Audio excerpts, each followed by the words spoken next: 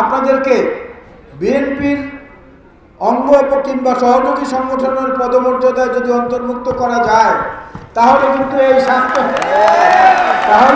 এই যে 31 দফার মধ্যে স্বাস্থ্য সংক্রান্ত যে উন্নয়নের কথা বলা হয়েছে সেটা বাস্তবায়ন সহজ হবে। পল্লী চিকিৎসক অ্যাসোসিয়েশন যারা আছেন তাদেরকে আমাদের পেশাজীবী পরিষদ যেটা আছে জাতীয় পর্যায়ে তাদের সঙ্গে আপনাদেরকে অন্তর্ভুক্ত করে নিলে আমার মনে হয় সেটাও একবার অগ্রগতি হবে।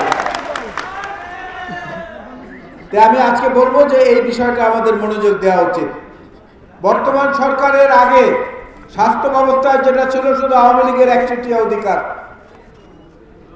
বাংলাদেশের একমাত্র মেডিকেল ইউনিভার্সিটি সেটাও একজনের নামে করে শুধুমাত্র আওয়ামী চিকিৎসকদেরকে সেখানে পুনর্বাসিত করা হয়েছিল। আর কোনো জায়গায় কোনো জাতীয়তাবাদী আদর্শের চিকিৎসকরা ঢাকায় পিজিতে তখন চাকরি পেতেন না। এখন কিছু কিছু হয়েছে, কিন্তু দুর্ভাগ্যজনকভাবে বলতে হয়, সত্য নির্মম সত্য কথাটা হলো বর্তমানে যিনি স্বাস্থ্য উপদেষ্টা আছেন অন্তর্বর্তী সরকারের, এই স্বাস্থ্য উপদেষ্টা হচ্ছেন আমাদের সবার শ্রদ্ধেয় ডক্টর মোহাম্মদ ইউনূস সাহেবের গ্রামীণ ব্যাংকের পার্টনার। গ্রামীণ ব্যাংকের পার্টনার উনি, এবং তিনি ওনাকে ইউনূস সাহেবই ওনাকে উপদেষ্টা বানিয়েছেন। ওনার সঙ্গে আবার আরেকজন আছেন স্বাস্থ্য উপদেষ্টার বিশেষ সহকারী। এই স্বাস্থ্য উপদেষ্টার বিশেষ সহকারী বসে বসে নানান রকমের ডালা কুলা ইত্যাদি পেতে বসে থাকেন, কে কি দেবে সেটার উপরে কাজকর্ম হয়। গতকালকে একটা নতুন অভাবনীয় ঘটনা ঘটেছে স্বাস্থ্য মন্ত্রণালয়ে।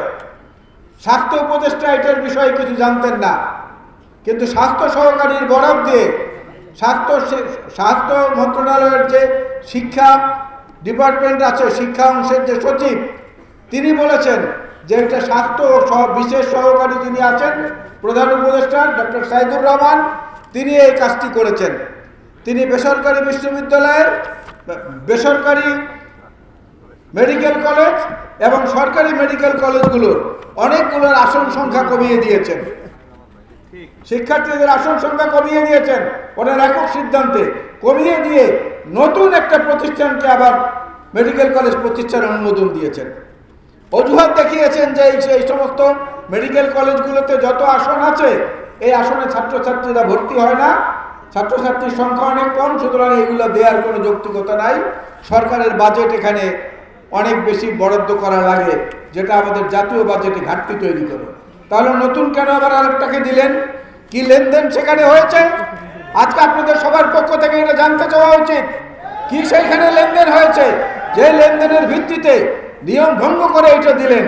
আপনি বলছেন যে অতিরিক্ত এই জন্য কমিয়ে দিলাম, আবার নতুন একটাকে আপনি পারমিশন দিলেন। এই অনাচার এইভাবে চলতে পারে না।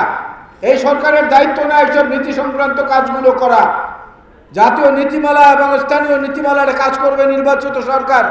নির্বাচিত সরকার ছাড়া আর কারো এগুলো করার বৈধ অধিকার নেই। সুতরাং আমরা বলবো, আজকে সর্বশেষ বিএনপি জাতীয় স্থায়ী কমিটির সংবাদ সম্মেলনে যে কথা বলা হয়েছে সেই কথার পুনরাবৃত্তি করে আজকের আমাদের প্রধান অতিথি বলবেন। আমি শুধু এইটুকুই বলতে চাই, কোনো নীতি নির্ধারণী পর্যায়ের সিদ্ধান্ত এবং জাতীয় সনদ নিয়ে যেগুলোতে ঐক্যমত হয়েছে শুধু সেইগুলো বাদে অন্য কোনোটা চাপিয়ে দেওয়ার চেষ্টা যেন এই সরকার না করে। আমরা কোনো ক্রমে মানব না। নির্বাচিত সরকার যারা আসবে, আমরা ছাড়া অন্য কেউ আসলে একমাত্র তাদেরই অধিকার এটা করার। এই সরকার এটা করতে পারে না। সুতরাং পল্লী চিকিৎসকদের এ ব্যাপারে দায়িত্ব রয়েছে। আপনারা বলবেন নির্বাচিত সরকারের পক্ষ থেকেই যেন ভবিষ্যৎ স্বাস্থ্যনীতি বা এই সংক্রান্ত পরবর্তী সকল কর্মকাণ্ড ঘোষণা করা হয়।